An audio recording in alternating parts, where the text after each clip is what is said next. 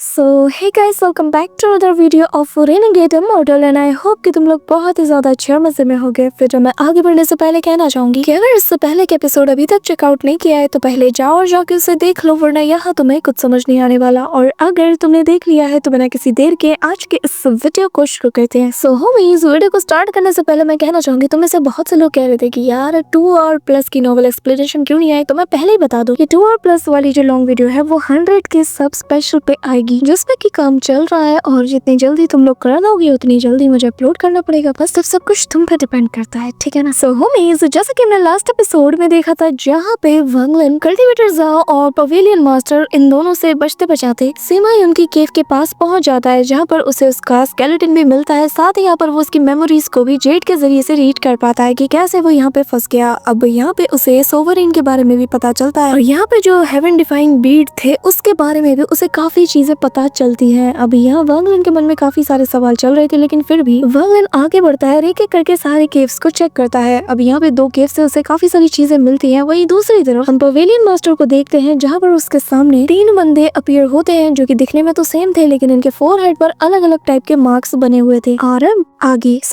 हमारे एपिसोड के स्टार्टिंग में हम यहाँ पर उस पवेलियन मास्टर को देखते हैं, जहाँ पर वो खुद बहुत ज्यादा इंजर्ड था, लेकिन उसके सिर पे खून सवार था। उसे हर हाल में वांग लिन को मारना था, जिसके चलते वो अपने पास से एक और बीट को निकालते साथ ही सेम स्पेल का यूज करता है, जिसके जरिए से यहाँ पे एक शैडो फिगर अपीयर होता है। और ये जो पवेलियन मास्टर है ना, ये अपने हर स्पेल से पहले बस सेम लफ्ज यूज करता है, जैसे कि वो अगर अटैक करने वाला हो तो भी सेम बीट का यूज करके समन द डिफाइंग वन कहता है। और यहाँ पे इस एक स्पेल से ही न जाने वो क्या क्या करता है। यहाँ पे बेसिकली वो इस शैडो फिगर को काम में लगा देता है और इसके जरिए से उसे पता चलता है कि यहाँ पे वांग लिन यानी कि वही कल्टीवेटर ब्लू वो इस वक्त सीमाई उनकी केव में मौजूद है। बस फिर क्या, निकल पड़ता है ये उसे चेस करने। इसी दौरान हम वांग लिन को देखते हैं जो कि इस पिल की पावर को और ज्यादा सप्रेस करने में लग जाता है ताकि वो इसे डिवोर कर पाए। साथ ही वो यहाँ पर दूसरे पिल को रिफाइन करके अपने मॉस्किटो बीस्ट को स्ट्रॉन्ग बनाने में इसे यूज करता है। दोनों ही यहाँ पर उन्हें डिवोर करने में लग जाते हैं, लेकिन वांग लिन का डोमेन जो कि अब इवॉल्व होकर ट्रू और फॉल्स की तरफ बढ़ चुका है, वांग लिन इसे और ज्यादा समझने में लग जाता है और ये अपने डोमेन को दूसरे बीस्ट की मेमोरीज के जरिए से समझना चाहता था, जिसके चलते वो इन्हीं जो बीस्ट पिल्स हैं जिनकी पावर्स को उसने डिक्रीज किया था उन्हीं की मदद लेता है। इस दौरान वांग लिन अपने ख्याल में इस हद तक खो चुका था कि उसका जो दाव था यानी कि जो उसका डोमेन था वो यहाँ पर एक्सपेंड करने लगता है और अब तक जितने भी बीस्ट पिल्स को उसने डिवोर किया था वो उन सभी के दाव को भी समझना शुरू कर देता है। अब यहाँ वांग लिन का दाव इंटेंट जैसे जैसे फैलता है तो आसपास के जितने भी क्रिएचर्स थे, फिर चाहे वो बीस्ट हो या फिर जो लॉस्ट वन हो या फिर बाकी की अदर चीजें, सभी का दाव इंटेंट भी ऐसा लग रहा था कि मानो वांग लिन के दाव इंटेंट के साथ कोलाइड कर रहा है। यानी कि बैटल इंटेंट, किलिंग इंटेंट और दाव इंटेंट ये तीनों अलग चीजें हैं। और यहाँ पर जब अलग अलग लोगों के दाव इंटेंट वांग लिन के दाव इंटेंट के साथ टकराते हैं तो यहाँ पर एक मिस्टीरियस टाइप का वर्टेक्स बन जाता है, जिसकी ऑरा इतनी ज्यादा टेरिफाइंग थी कि अगर कोई दूसरा बंदा यहाँ आ जाए तो वो डर के मारे आगे बढ़ ही ना पाए। सेम चीज पवेलियन मास्टर के साथ भी होता है। अब यहाँ पे हम देखते हैं कि वांग लिन जैसे यहाँ का सेंटर ऑफ अट्रैक्शन बन चुका था, जिसके चलते हर एक चीज अब उसके क्लोज आने लगती है, क्योंकि जो एनलाइटेंड वन थे और जो लॉस्ट वन थे ये लोग भी दाव की तलाश में यहाँ पे आए थे। और अब धीरे धीरे इनका इंटरेस्ट इस हद तक बढ़ चुका था कि अब वो लोग वांग लिन के ट्रू और फॉल्स दाव को समझना शुरू करते हैं। इस दौरान वांग लिन एक ऐसे मिस्टीरियस स्टेट में पहुंच चुका था जहाँ पर उसे वक्त का पता भी नहीं चलता। यहाँ पे उसका इंटेंट काफी दूर तक एक्सपेंड कर चुका था और अब वो अपने डिवाइन सेंस की तरह अपने इसी दाव इंटेंट को काफी दूर फैला देता है। यहाँ पे वांग लिन का जो दाव इंटेंट था ऐसा लग रहा था कि ये वो खुद ही हो और वो चारों तरफ ट्रैवल करता है और जहाँ जहाँ से गुजरता है सभी लोग बुरी तरीके से कांप उठते हैं। अब वांग लिन का ये डिवाइन इंटेंट काफी दूर तक एक्सपेंड कर चुका था, बिल्कुल इस 7 कलर्ड रियलम के बहुत डीप में जाने की कोशिश करता है और जहाँ पे से वही ब्लैक रॉब पहने हुए 3 बंदे नजर आते हैं जो कि दिखने में ऑलमोस्ट सेम थे, लेकिन यहाँ पर जिसके फोरहेड पर मून मार्क बना था वो बंदा शांत खड़ा था। और वांग लिन का जब इंटेंट यहाँ से फैलता है तो बाकी दोनों को कुछ फील होता है और हम देखते हैं कि जो फ्लेम मार्क वाला था यानी कि जिसके फोरहेड पर फ्लेम मार्क बना हुआ था और दूसरा बंदा जिसके फोरहेड पर लाइटनिंग मार्क बना हुआ था, ये दोनों एक दूसरे की तरफ देखकर कहने लगते हैं कि क्या तुमने भी फील किया। अब हम देखते हैं कि वांग लिन का इंटेंट जैसे ही उस मून मार्क वाले बंदे को देखता है तो इसे याद आ जाता है कि ये तो वही बंदा था जिसे कि मैंने उस मून गेजर सरपेंट के अंदर देखा था। पर फिलहाल वांग लिन को दाव से रिलेटेड सब कुछ जानना था तो ये और आगे बढ़ जाता है। अब थंडर क्लैन वाला बंदा कहने लगता है कि न जाने ऐसा क्यों लग रहा है कि मुझे फेमिलियर सी ऑरा फील हुई, ऐसा लगता है कि कोई बंदा जो कि मेरे क्लैन से बिलोंग करता है वो मेरे आसपास मौजूद है। अब यहाँ पे फायर मार्क वाला बंदा भी सेम चीज कहता है, मुझे भी एक पल के लिए ऐसा लगा कि जो फायर इनहेरिटर है वो जैसे मेरे आसपास ही मौजूद हो और मेरे अंदर की फ्लेम को वो कंट्रोल कर रहा हो। इस दौरान वांगलिन जो कि आराम से आगे बढ़ रहा था, एक्सप्लोर कर रहा था, अचानक से उसे एक झटका लगता है। वो यहाँ पर अपनी वापस से नॉर्मल पोजीशन में आ जाता है। तभी हम एक मिस्टीरियस फिगर को देखते हैं जो वांगलिन के दाव इंटेंट को फील करते साथ ही कहने लगता है कि इतना प्योर दाव इंटेंट वो भी यहाँ लगा नहीं था कि वो यहाँ तक आ जाएगा। इस दौरान इस बंदे को गुस्सा आता है और यहाँ पे ये जो ओल्ड मैन था ये अपने माउंटेन से आते साथ ही वांगलिन की तरफ अटैक को जाता है। लेकिन जब ये देखता है कि वांगलिन यहाँ पर अपने फिजिकल फॉर्म में नहीं बल्कि माइंड स्टेट फॉर्म में है तो वो भी काफी ज्यादा हैरान था, जिसके चलते इसका गुस्सा शांत हो जाता है। और फिर वांगलिन उसे बताता भी है कि सीनियर, मैं तो बस यहाँ पर अपने डाउ इंटेंट को समझ रहा था और मैं जानबूझ के आपको डिस्टर्ब करने नहीं आया था। ये कहते साथ ही दोनों अपनी जगह वापस चले जाते हैं और तभी वांगलिन के आसपास के जितने भी इंटेंट थे जो कि अलग अलग लोगों से बिलोंग करते हैं, वांगलिन इन सभी को आपस में गैदर करके इन सभी के क्योटिक इंटेंट को अपना बना लेता है और फिर वो सीधा चार्ज करता है पवेलियन मास्टर की तरफ, क्योंकि वांगलिन को इसे हर हाल में निपटाना ही होगा वरना ये आगे चल के वापस से इसकी लोकेशन को ट्रैक कर लेगा। यहाँ पे हम देखते हैं कि पवेलियन मास्टर जो कि वांगलिन के दाव इंटेंट को फील करते साथ ही यहाँ से उल्टे पैर भाग रहा था। वांगलिन सीधा आते साथ ही उसके साथ अपनी जगह को स्वैप करते हुए उसकी तरफ पलटता है और आते साथ ही घुमा के एक जोरदार फिस्ट अटैक ओरिजिन एनर्जी का यूज करते हुए वो उसकी तरफ बढ़ा देता है। साथ ही वो यहाँ पे उसके ओरिजिन सोल के अंदर मौजूद एंशिएंट थंडर ड्रैगन को भी बाहर निकालता है। पवेलियन मास्टर जानता था कि यहाँ पर कुछ भी करना बेकार है तो वो सबसे पहले अपने ब्लड डेंसेंट सोल का यूज करता है और यहाँ पे रेड कलर की मिस्ट उसे कवर कर लेती है। लेकिन तभी वो यहाँ पर अपने अंदर स्टोर की गई उस मिस्टीरियस सी लाइटनिंग का यूज करता है। अब यहाँ वांगलिन की तरफ जैसे ये चार्ज करता है तो वांगलिन का जो ड्रैगन था अचानक से इसकी आंखें ब्राइट ग्लो करने लगती है। वो तेजी से जाकर इसे पकड़ता है और सेकंड्स में डिवोर कर जाता है। यहाँ पे हम देखते हैं कि जो पवेलियन मास्टर ये वापस से अपनी स्टोरेज स्पेस को यूज करते साथ ही उसमें से कुछ निकालने वाला था, लेकिन तब तक वांगलिन ने उस नेल से भी इस पे अटैक कर दिया था, वही नेल जिसके जरिए से वांगलिन बहुत बुरी तरीके से इंजर्ड हुआ था। अब यहाँ हम देखते हैं कि ये जो नेल था ये बिल्कुल पलक झपकते ही पवेलियन मास्टर के ओरिजिन सोल पे अटैक करता है। यहाँ पे उसके ओरिजिन सोल इस कदर डैमेज हो जाती है कि इसका खुद से कंट्रोल ही उठ चुका था और क्योंकि ये एक ऐसी सिचुएशन में था जहाँ पर ये अपने स्टोरेज स्पेस का यूज कर रहा था तो यहाँ इसे यूज करते दौरान ही इसकी जो ओरिजिन सोल है वो कोलैप्स होकर उसके राइट हैंड में मौजूद एक बीट के अंदर समाना शुरू कर देती है। वांगलिन इसे ग्रैब करते हुए इसकी मेमोरीज को चेक करना शुरू कर देता है इससे पहले कि ये कम्प्लीटली डिसअपीयर हो जाए कि तभी हेवन डिफाइंग बीट यहाँ पे एक्टिवेट होते साथ ही इसे डिवोर कर जाता है, क्योंकि उसने फील कर लिया था कि वांगलिन के हाथ में जो बीट है ये बहुत ही जल्द इसके ओरिजिन सोल को डिवोर करने के लिए अटैक करेगा और यही पवेलियन मास्टर की एक बहुत बड़ी चाल थी। लेकिन उसे पता नहीं था कि वांगलिन के पास हेवन डिफाइंग बीट है,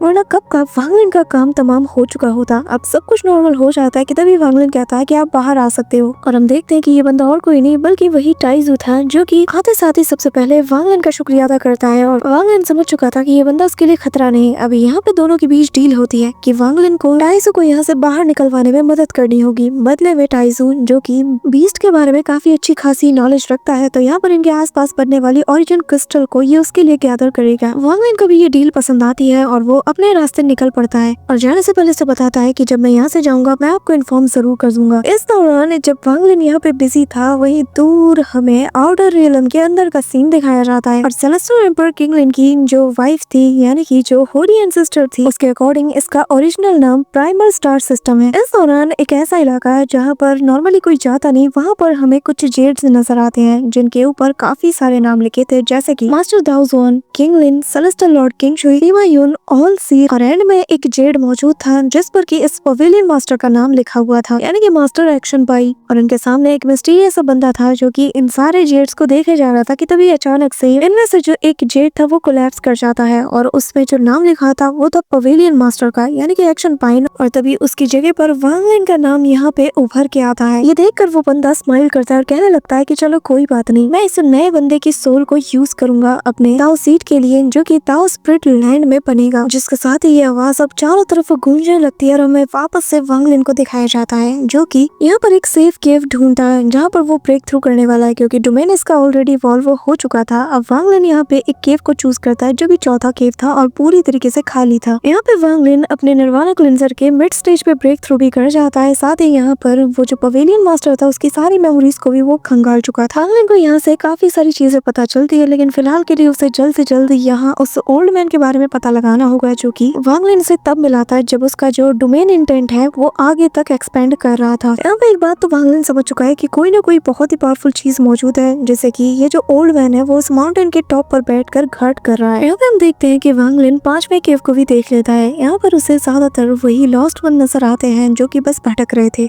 यानी कि जिनके दाव को अब्सॉर्ब कर लिया गया है। अब यहाँ आगे वाली केव यानी कि 6वें केव की तरफ जब वांग लिन जाता है तो यहाँ पर दाव को निरिश करने वाले उसे सोल मिलते हैं, यानी कि यहाँ पर वही गोल्डन फिगर्स एनलाइटेड वन वाले मौजूद थे। और जो 7वां गुफा था वांग लिन इसके अंदर नहीं जा पाता क्योंकि बहुत ही स्ट्रॉन्ग रिस्ट्रिक्शंस यहाँ पे लगे हुए थे। पर जो बंदा वो देखता है वांग लिन को याद आ जाता है कि इसे तो मैंने सीमा युन की मेमोरी में देखा था, यानी कि ये वही 4th अंकल हैं जो कि डिवाइन वन बन चुके हैं। अब वांग लिन पाता है कि इसकी बॉडी बहुत ज्यादा वीक हो चुकी है लेकिन ये फिर भी जिंदा था और किलिंग इंटेंट के साथ वांग लिन की तरफ ही देखी जा रहा था। वांग लिन यहाँ से आगे बढ़ता है। एक और केव आता है जहाँ पर वांग लिन को हाफ स्केलेटन नजर आता है और ये जो हाफ स्केलेटन था ये वही फर्स्ट वाला स्केलेटन जिसके हाथ वही स्टोन टैबलेट के ऊपर गड़े हुए थे, जिनके ऊपर वही नेल लगा हुआ था, उसी का लोअर वाला हिस्सा था। वांग लिन इसे देखता है, उसे समझ नहीं आ रहा था कि ऐसे स्केलेटन के 2 पार्ट करके एक यहाँ और एक वहाँ क्यों रखा गया है। अब यहाँ वांग लिन क्रिस्टल स्वॉर्ड के जरिए से अपना डिवाइन सेंस सीधा इस स्केलेटन के पास भेजता है और जैसे ये स्वॉर्ड उसके बोन के निचले पार्ट को टच करती है तो यहाँ पे वांग लिन को बहुत ही तगड़ी वाली मेमोरी हिट होती है जो कि हजारों साल पुरानी है। यहाँ पे वांग लिन देखता है कि 2 बंदे आपस में फाइट कर रहे हैं, जिनमें से एक बंदा है जिसने की व्हाइट कलर के कपड़े पहने हुए थे और इसके आई बॉल्स पे बैटल लिखा हुआ था और यहाँ पे ये सामने की तरफ देख रहा था कि तभी 7 कलर लाइटिंग आपस में फ्यूज होकर इस पे हमला कर देती है और तभी एक और दूसरा बंदा यहाँ पे अपीयर होता है और वहाँ साथ ही इस ओल्ड मैन की तरफ किलिंग इंटेंट के साथ देखता है और यहाँ सारी लाइटनिंग को कंट्रोल करते हुए इसे उसी में ट्रैप करके सील करना शुरू कर देता है, जिसके चलते यहाँ पर इस ओल्ड मैन को बहुत ज्यादा पेन होता है लेकिन वो फिर भी रेजिस्ट करने की कोशिश करता है। और तभी जिस बंदे ने उसे सील किया था वो कहने लगता है कि तुम अगर आज स्प्लिट वर्ल्ड स्पेस में पहुंच पाए हो तो सिर्फ मेरी बदौलत, क्योंकि मैंने ही तुम्हें वो बैटल स्क्रोल दिया था। तुम्हारा नाम जो कि ज़ांग जिंग है ये अगर ज़ान फैमिली में इतना ज्यादा पॉपुलर है तो सिर्फ मेरे बैटल स्क्रोल की मदद से जो कि मैंने तुम्हें दिया था। मुझे तो उसी ओल्ड घोस्ट की तलाश थी जिसके चलते मैं तुम्हारे ज़ान फैमिली के सोल को लेने की कोशिश कर रहा था और अगर मैं इसमें कामयाब हो जाता ना तो मैं उसका पता लगा लेता कि आखिर उस ओल्ड घोस्ट ने खुद को कहाँ छिपाया है और स्पेशली इसकी वुंड्स को जिसे कि उसने व्हाइट ट्राइब्यून के लिए एक मिस्टीरियस सी जगह पर हाइड करके रखा है। और अगर इसमें मैं कामयाब हो जाता तो मजा ही आ जाता क्योंकि दोनों के दाव एसेंस को फिर मैं हासिल कर लेता। मेरा ये हेवनली प्लान जैसे कि मैं न जाने कितने हजार सालों से बनाता हुआ आ रहा था, फाइनली वो कंप्लीट हो जाता। बस एक बार मुझे उसके निर्वाणा को डिस्ट्रॉय करना था। पर लगता है कि मुझे सबसे पहले तुम्हें ठिकाने लगाना होगा। इस दौरान हम देखते हैं कि ज़ियान फैमिली का ये वही एंसेस्टर है जिसके बारे में वांग लिन को बताया गया था, जो कि 3rd बैटल स्क्रोल को समझने के दौरान पूरी तरीके से डिसअपियर हो चुके हैं। तो यहाँ पे ये जो एंसेस्टर था ये भी इस बंदे से फाइट करना शुरू कर देता है। अब यहाँ पे इस एंसेस्टर की जो बॉडी बाहर पड़ी थी उसके अंदर से ब्लैक लाइटनिंग तेजी से अब वांग लिन की तरफ चार्ज करती है, लेकिन उससे पहले ही वांग लिन का वो जो क्रिस्टल स्वॉर्ड था वो यहाँ पे बीच में आ चुका था। वांग लिन अपनी आंखें खोलता है, वो हैरान हो जाता है कि जिस स्केलेटन की बॉडी को ये देख रहा है ये और किसी की नहीं बल्कि ज़ियान जिंग की है और स्केलेटन का दूसरा हिस्सा दूसरे स्टोन टैबलेट में मौजूद है। वांग लिन को इतना तो पता चल चुका था कि जो फर्स्ट स्केलेटन से वो मिला था वो सीमा युन की है, लेकिन दूसरा वाला जो दूसरे स्टोन पिलर में मौजूद था उसे कोई आइडिया नहीं था कि ये तो ज़ियान फैमिली का वही एंसेस्टर है जो कि सालों पहले गुम हो गया था। यहाँ पे वांग लिन एक चीज कंफर्म कर लेता है कि अगर कोई बंदा इतना ज्यादा स्ट्रॉन्ग होगा जो कि इस 3rd स्टेप के कल्टीवेटर को मार सकता है तो वो और कोई नहीं बल्कि वो सोवरेन ही है। और यहाँ पर जिस व्हाइट टर्बुलेंट की बात की गई थी हो सकता है कि ये 3rd स्टेप का ही एक रियलम हो। इस दौरान वांग लिन कुछ सोचता है और तभी यहाँ पर जो बैटल स्क्रोल्स उसके पास मौजूद थे वो सभी को बाहर निकालता है और तभी यहाँ पर जिस एंसेस्टर का स्केलेटन मौजूद था अचानक से इसके अंदर से कुछ मिस्टीरियस लाइटनिंग निकलती है जो कि पलक झपकते ही एक स्क्रोल से दूसरे स्क्रोल, दूसरे से तीसरे में फ्यूज होना शुरू कर देती है और तभी वांग लिन के सामने गोल्डन अक्षरों में लिखा था बैटल। तो तभी ये लाइटनिंग अब तेजी से वांग लिन के माइंड के अंदर समा जाती है और यहाँ उसे काफी सारी अंडरस्टैंडिंग भी मिलती है और तभी एक ओल्ड और एंशिएंट वॉइस वांग लिन को अपने माइंड में सुनाई देती है जहाँ पर इस एंसेस्टर की मेमोरीज को वांग लिन देख पाता है और उसे बताया जाता है कि अब वो एक क्रॉस जनरेशन वाला इनहेरिटर बन चुका है। इतने सालों बाद फाइनली मुझे उसकी लोकेशन मिल गई। यहाँ पे ये सोवरेन की ही बातें थी जो कि वांग लिन इस एंसेस्टर की आगे की मेमोरीज में देख रहा था। यहाँ पे जितनी मालूमात वांग लिन मालूम कर सकता था वो करके अब वापस यहाँ से निकलने लगता है कि तभी उसकी नजर रास्ते में मौजूद उसी स्टैचू पे जाती है जिसे कि उसने पवेलियन मास्टर की मेमोरी में देखा था। वांग लिन का इसमें इंटरेस्ट जाता है और इस चीज को यानी कि स्टैचू को यूज करने के लिए वही लाइटनिंग पावर तुम्हारे अंदर होनी चाहिए जो कि पवेलियन मास्टर के राइट आई में मौजूद था। अब जैसा कि तुम्हें पता है कि वांग लिन ने तो उस पवेलियन मास्टर को ही पूरा का पूरा हेवन डिफाइंग बीट के जरिए से डिवोर कर लिया था। साथ ही उसकी लाइटनिंग को उसके एंशिएंट थंडर ड्रैगन ने इस बैटल के दौरान सफाचट कर लिया था, तो जिसके जरिए से वांग लिन जैसे स्टैचू की तरफ देखता है ये अपने आप एक्टिवेट हो जाता है। लेकिन इसके अंदर की जो लाइटनिंग थी ये बहुत ही ज्यादा टेरिफाइंग थी। लेकिन वांग लिन का जो एंशिएंट थंडर ड्रैगन है वो भी यहाँ पर आते साथ ही अपना रुआब दिखाना शुरू कर देता है। लिटरली उसको कुंडली मार के अपना मुंह बिल्कुल उस स्टैचू के सामने ले जाके रखता है। इसी के साथ फाइनली वांग लिन भी अपनी पावर का यूज करके इसकी पूरी की पूरी लाइटनिंग को सप्रेस कर देता है। और जो लाइटनिंग पावर इस स्टैचू से निकल रही थी, तो यहाँ पे ये जो ओल्ड मैन का स्टैचू था ये अचानक से कोलैप्स होने लगता है। और तभी वांग लिन यहाँ इसकी मेमोरी को देख पाता है, जहाँ पे पता चलता है कि ये असल में आउटर रियलम का एक एंसेस्टर है जो कि यहाँ पर आया हुआ है। और तभी पास्ट में उसे एक बैटलफील्ड का सीन दिखाया जाता है जो कि असल में आउटर रियलम के किसी स्टार सिस्टम में हो रहा था। और अगले ही पर सब कुछ नॉर्मल हो जाता है और ये जो स्टैचू थी इसकी सारी लाइटनिंग वांग लिन और उसका जो ड्रैगन था वो पूरी तरीके से डिवोर कर जाते हैं। अब यहाँ पे वांग लिन उस स्केलेटन के दूसरे हिस्से के पास जाता है क्योंकि उसे और ज्यादा इन्फॉर्मेशन मालूम करना था। तो यहाँ पे आउटर रियलम के तीनों कल्टीवेटर उसी स्टैचू के पास आ धमकते हैं और यहाँ पे जो लाइटनिंग मार्क वाला बंदा था ये पूरी तरीके से कांप उठता है क्योंकि उसका इरादा था कि इसके एंसेस्टर का ये जो स्टैचू है वो इसे अपने साथ आउटर रियलम में ले जाए। लेकिन यहाँ तो किसी ने उनकी पूरी की पूरी पावर को ही अब्सॉर्ब कर लिया। वहीं दूसरी तरफ वांग लिन जो कि स्केलेटन के दूसरे वाले हिस्से के पास पहुंच जाता है, तो यहाँ पर वांग लिन फ्यूज हुए उन बैटल स्क्रोल से बने उस वर्ड को बाहर निकालता है और जैसे ही वो बाहर आता है तो यहाँ पर इस बॉडी से भी वही सेम गोल्डन एनर्जी निकलती है। जैसा कि हमें पता है कि ये जैन फैमिली के एंसेस्टर के ही बॉडी का अपर पार्ट है, तो उसकी जो आधी मेमोरीज थी वो यहाँ इस बॉडी के ऊपर वाले हिस्से के अंदर सील्ड थी। अब वांग लिन यहाँ इस मेमोरी को भी देख पाता है। वहीं दूसरी तरफ वो तीनों कल्टीवेटर वांग लिन को जान से मारने का प्लान बनाते हैं क्योंकि जो फायर मार्क वाला बंदा था उसे तो वांग लिन के अंदर की फायर एनर्जी के अंदर लाना चाहता है। प्लान यही था कि तीनों जाएंगे, पकड़ेंगे उस बंदे को, निपटा देंगे और जो भी उससे माल मटेरियल हासिल होगा उसे लेके वापस चले जाएंगे। वहीं दूसरी तरफ वांग लिन तो अलग ही मिस्टीरियस स्टेट में पहुंच चुका था क्योंकि वो ज़ैंग जिनहाई की मेमोरी में बिल्कुल खो चुका था, जहाँ पे वो देखता है कि कैसे वो सोवरेन के अगेंस्ट डट के खड़ा रहा, अपनी अंतिम सांस तक फाइट करता रहा और उसकी जिंदगी के जितने भी बैटल्स थे वांग लिन को वो सारे नजारे दिखाई देते हैं और वो समझ आता है कि ये जो बंदा था ना इसने आखिरी सांस तक फाइट की और आउटर रियलम का साथ देने से इनकार कर दिया। सोवरेन के सामने भी वो बिल्कुल डट के खड़ा रहा और अपनी इस मेमोरी को सेव करते दौरान उसने यही कहा था कि आगे चलकर जो कोई भी मेरे बैटल स्क्रोल को इनहेरिट करेगा तो एज अ मास्टर के तौर पे मुझे बस उससे यही चाहिए कि चाहे जो हो जाए जाके आउटर रियलम को बर्बाद कर देना। और मैं नहीं जानता कि तुम कौन हो, लेकिन अगर तुम मेरे बैटल स्क्रोल को इनहेरिट करने वाले हो तो तुम कभी भी बैटल से डरने वाले नहीं हो सकते। इस दौरान हम देखते हैं कि यहाँ पर ये जो तीन बंदे थे ना ये लोग भी अपनी फुल पावर को एक्टिवेट करते हुए वांग लिन की तरफ अटैक कर देते हैं। वही दूसरी तरफ वांग लिन अपनी आंखें खोलता है, उसके अंदर भी काफी ज्यादा किलिंग इंटेंट था क्योंकि वांग लिन और ये जो एंसेस्टर था ना इनकी सोच काफी ज्यादा मिलती जुलती थी कि भाई चाहे जो हो जाए पीछे नहीं हटने वाला। अब यहाँ पे हम देखते हैं कि थंडर मार्क वाला बंदा जब यहाँ पे अपने पीक फॉर्म को यूज करता है तो वो निर्वाणा शैटरर के मिड स्टेज की पावर को अचीव कर लेता है और यहाँ वांग लिन के ऊपर थंडर से एक बहुत ही पावरफुल अटैक करता है। लेकिन वांग लिन अपने फिंगर अटैक को इसकी तरफ बढ़ाता है, इसकी ओरिजिन बॉडी कोलैप्स होने की कगार पे पहुंच जाती है कि तभी यहाँ पर ये चिल्लाते हुए अपने एंसेस्टर की पावर का यहाँ पे यूज करता है। लेकिन वांग लिन सीधा उसी स्टैचू से अब्सॉर्ब की गई लाइटनिंग पावर का यूज करते हुए कहने लगता है कि मैंने कहा ना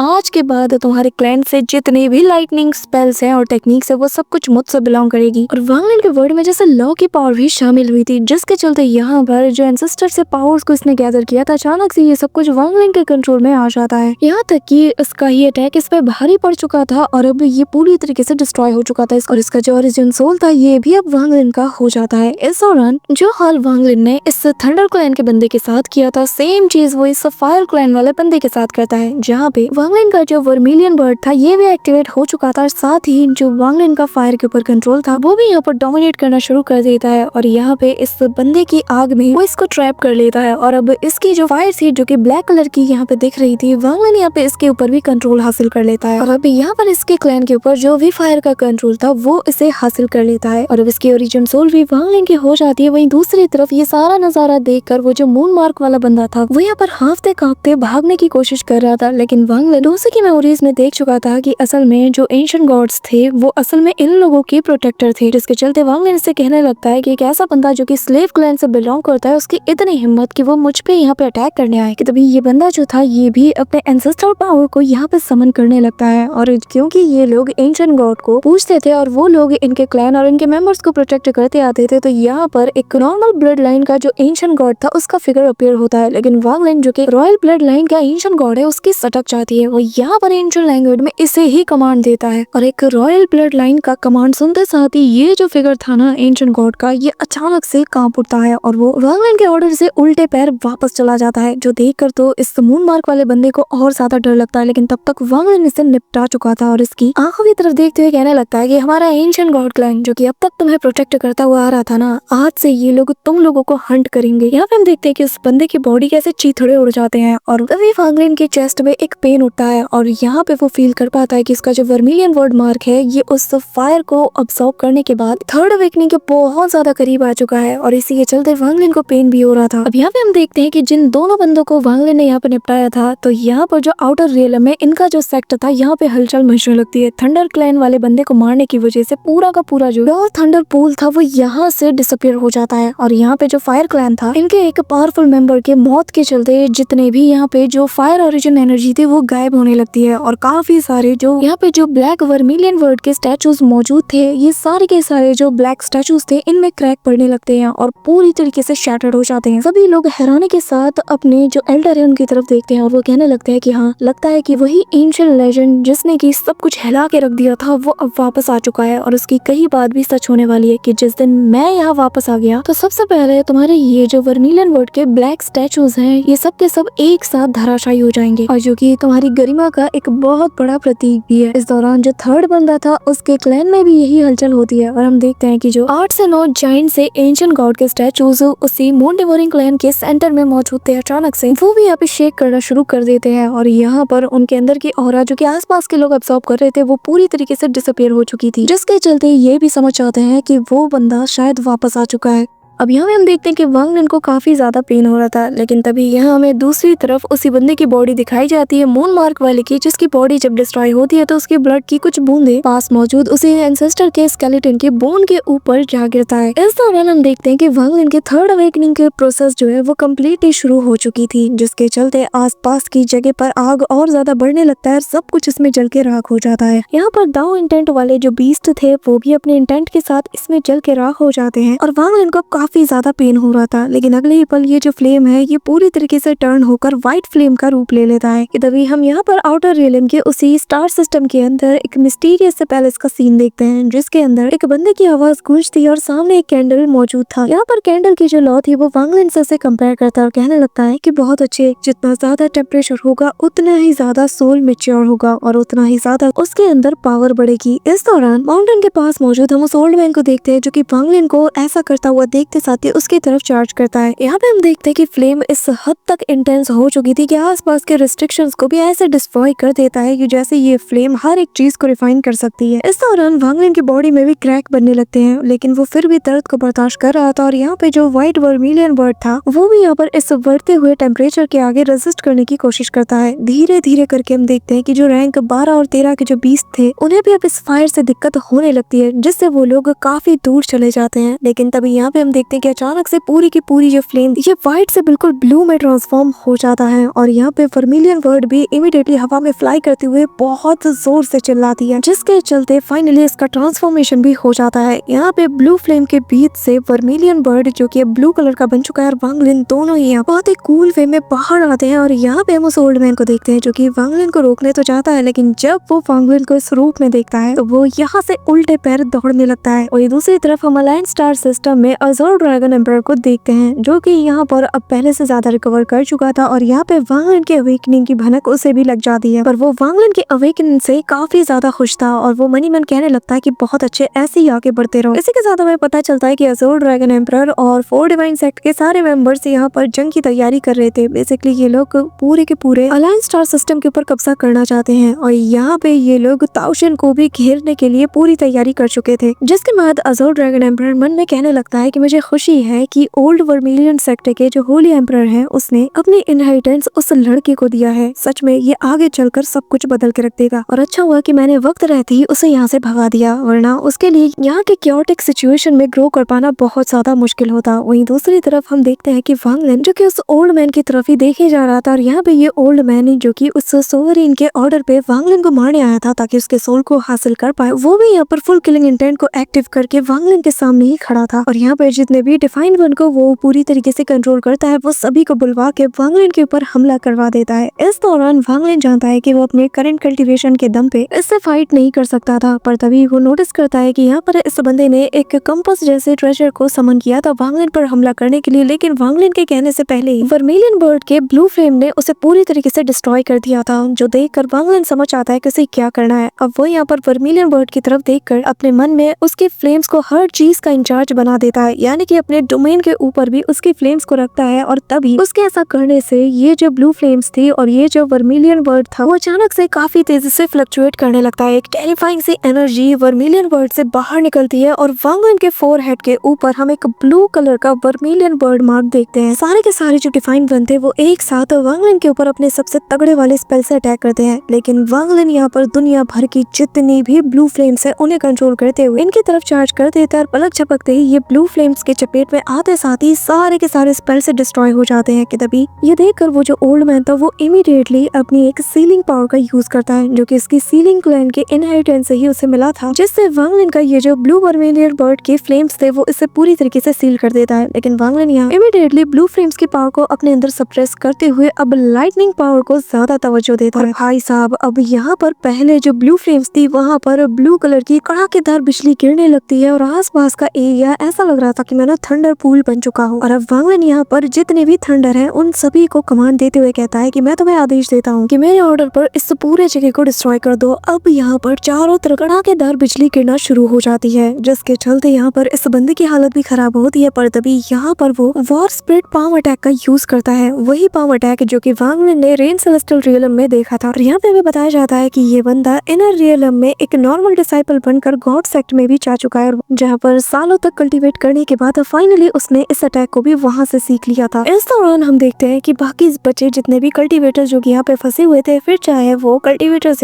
हो या फिर टाइसू हो, वो लोग भी दूर से जब वांग लिन को ऐसे फाइट करते हुए देखते हैं ये लोग भी डर के मारे कांप उठते हैं। कि तभी यहाँ पर एक कानों को फाड़ देने वाली एक्सप्लोजन की आवाज सभी को सुनाई देती है और अगले ही पल चारों तरफ मलबा छा जाता है और हम वांग लिन को देखते हैं जो कि काफी दूर जा गिरता है। और अब वांग लिन पहले से ज्यादा वीक हो चुका था, तो वहीं दूसरी तरफ हम उस ओल्ड मैन को भी देखते हैं जहाँ पर वांग लिन ने ठीक ठाक इसे भी इंजर्ड कर दिया था। पर तभी ये बंदा खुद को संभालते हुए कहने लगता है कि ठीक है, तुम्हारा फर्स्ट अटैक कमाल का था, लेकिन दूसरे अटैक को भी अब मैं सील कर दूंगा। और वो सेम टेक्निक वापस से यूज करते हुए वांग लिन के ऊपर चार्ज करता है, क्योंकि वो जानता था कि शायद वांग लिन के पास अब और कोई भी अटैक नहीं बचा होगा। लेकिन तभी वांग लिन का यहाँ पर दिमाग सटक चुका था। वो यहाँ पर बैटल स्क्रोल का जो अल्टीमेट फॉर्म था उसे बाहर निकालता है और जैसे ओल्ड मैन की नजर उस पर जाती है तो वो उल्टे पर यहाँ पे दौड़ते हुए कहने लगता है कि मुझसे गलती होगी कि मैं इससे उलझने के लिए आ गया, और अगर इसे नहीं मारा तो आउटर रियलम को अब तबाह होने से कोई नहीं बचा सकता। So that's all for today guys. I hope कि तुम सबको आज की वीडियो काफी ज्यादा पसंद आई होगी। अगर हाँ तो वीडियो को लाइक करना, चैनल पर नए हो तो सब्सक्राइब करना। तो मिलते हैं नेक्स्ट वीडियो में, तब तक के लिए बाय।